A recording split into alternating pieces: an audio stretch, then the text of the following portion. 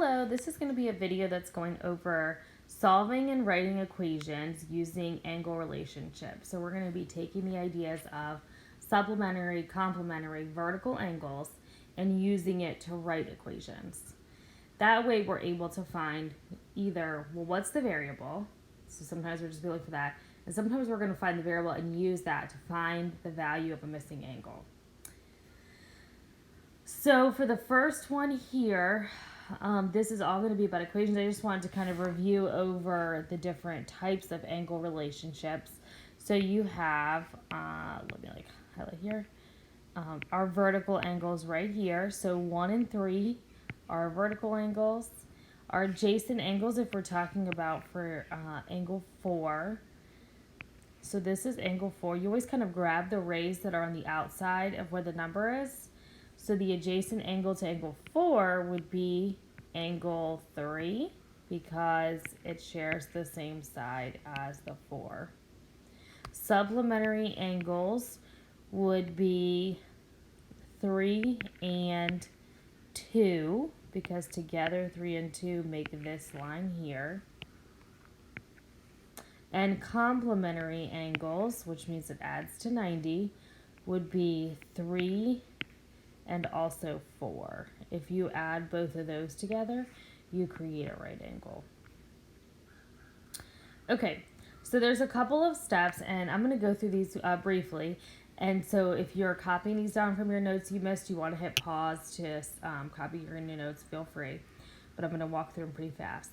So when we're writing equations to solve for angle relationships, the first thing you want to do is either physically or mentally state the type of relationship. Are they vertical? Are they supplementary? Are they complementary?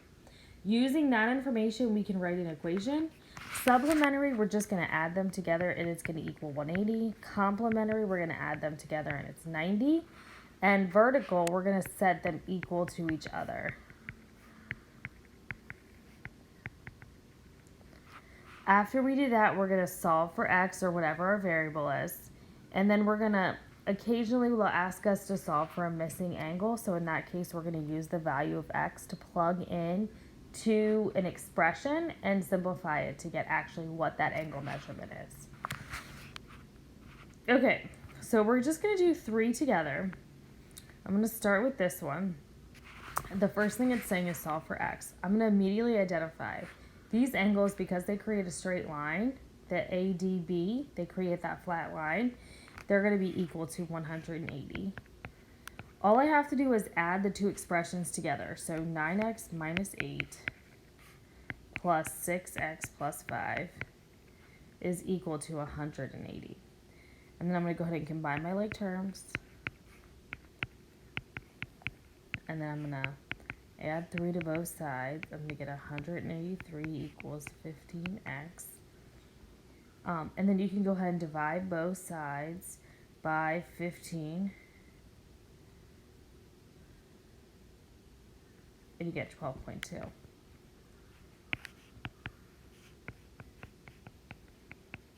So that's what the variable is equal to in this problem.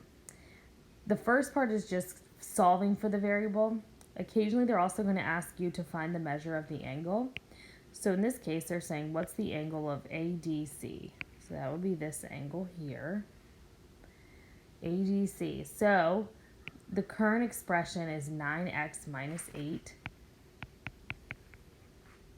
So I'm going to do 9 times, what we got is x, minus 8,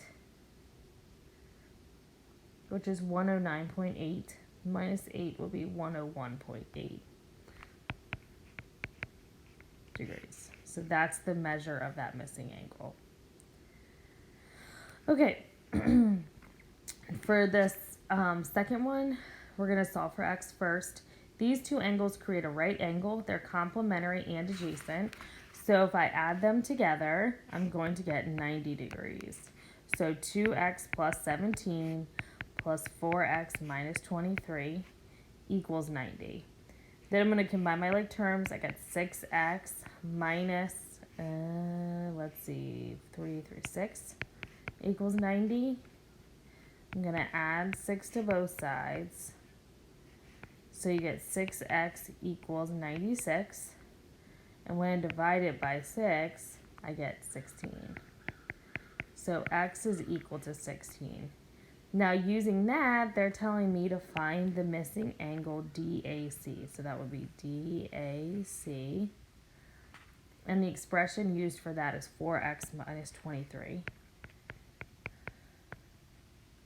So that would be 4 times 16 minus 23. So 4 times 16 is 64 minus 23 is 41. So that's the amount of degrees of that missing angle there.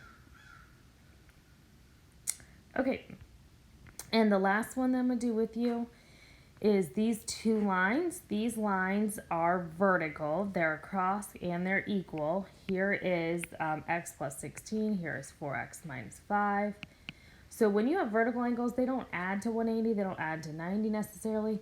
They always just equal each other. So when you go to set this up, you're literally just going to set the equations equal to one another and then solve from there. Just as a reminder, with solving with variables on both sides, you want to get your constants on one side, your variables on the other. I usually move the smallest variable first, but you can kind of rearrange it however you would like. So for this one, I would subtract x on both sides. I get 16 equals 4x minus 3x is 4x minus x is 3x. And then add 5 to both sides. Now I have my constants on one side, my variables on the other. 21 equals 3x, therefore x is equal to 7, or 7 equals x. This one doesn't really specifically say to find the missing angle, but we could. If we plug in the 7 here, 7 plus 16 equals 23.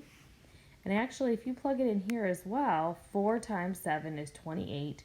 28 minus 5 is also 23. So that's kind of a quick check that you can say, okay, we practiced it correctly. Okay, hopefully this was helpful. Thank you.